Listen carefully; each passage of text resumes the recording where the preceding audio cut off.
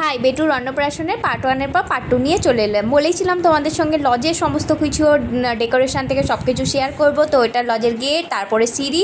এই যে দেখতে পাচ্ছ ভিতরে এত সুন্দর করে সাজানো হয়েছে, সবাই আস্তে আস্তে আসছে।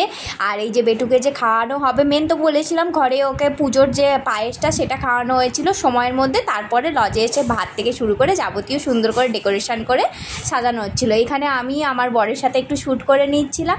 আর ওইদিকে সোনালিও এসে গেছিলো, যাকে দেখতে পেলে ওটা আমার বান্ধবী। এই করে সবাই আসছিল।